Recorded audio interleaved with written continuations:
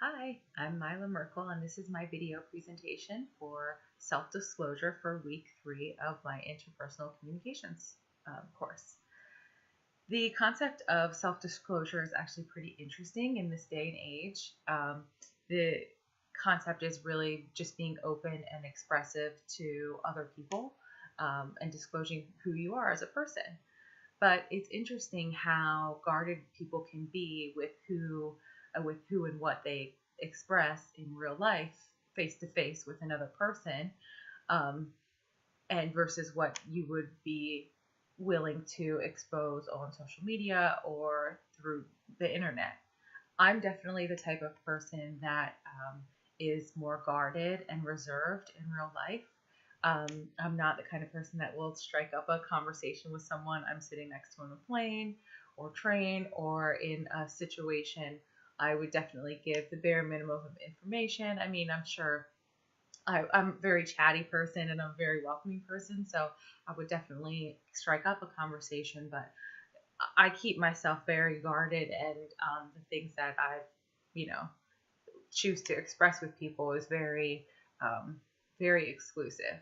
However, I've always been like that, even as a teenager. But I can remember when I was a teenager, chat rooms were a new thing, and you could find chat rooms based off of your interests, things you like to do in life, or things you were going through. I'm not sure if that's even like a big thing anymore. I mean, it's probably more just social media, but chat rooms was a big thing when I was younger.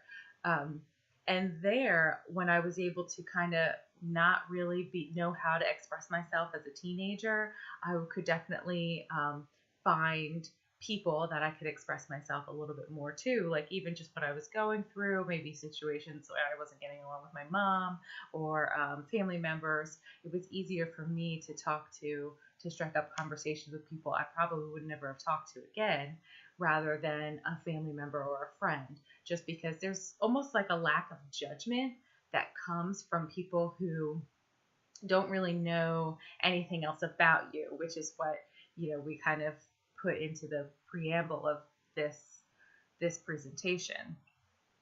Um, the internet's role in self-disclosure is actually pretty interesting because, like I said, it kind of gives you more anonymity. You're able to be a little more expressive, and people don't have to necessarily know more about you as far beyond what you're just sharing.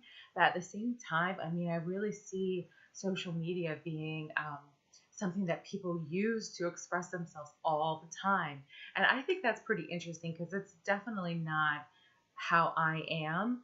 But, some people on my social media friends, I mean, I'm sure we all have people, family members, friends on social media that you see they're posting everything, every fight with their husband, every like breakdown, meltdown from their child, any bad day, any good day.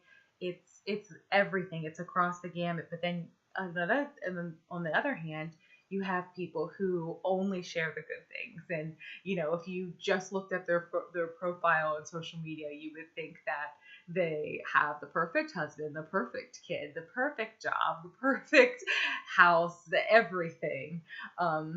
So it's kind of like a different form of self-disclosure because social media can let you eliminate all the things that you kind of don't want to put out there.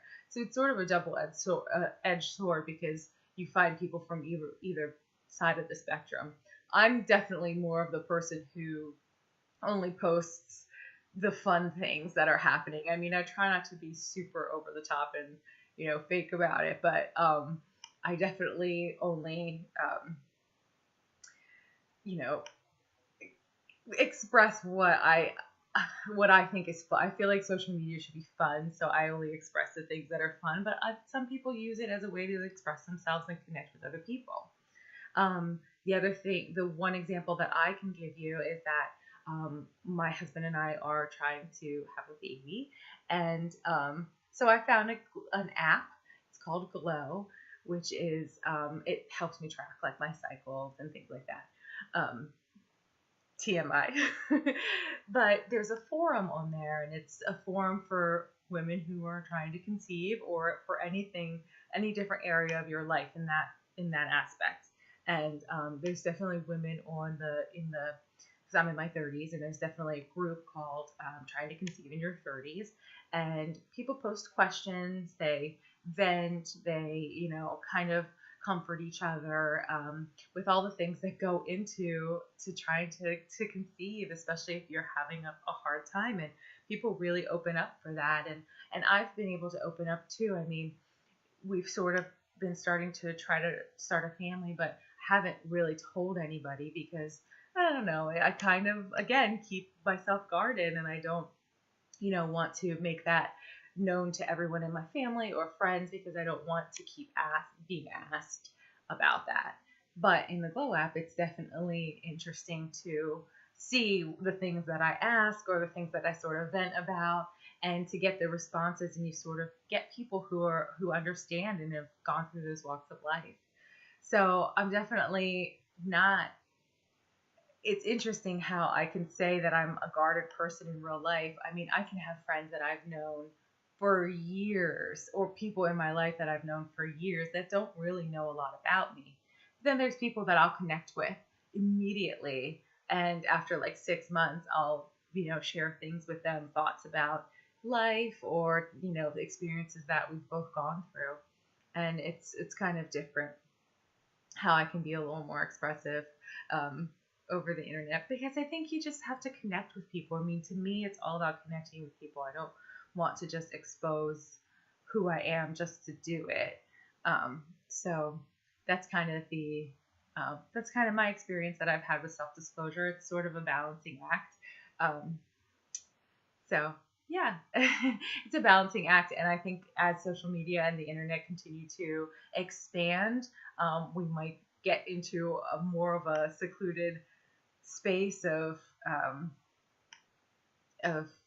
only self-disclosing to each other through the internet and social media as opposed to in person. But you never know. There's always going to be that one or two people who are so comfortable with expressing themselves and letting people know exactly who they are. And I think that's great.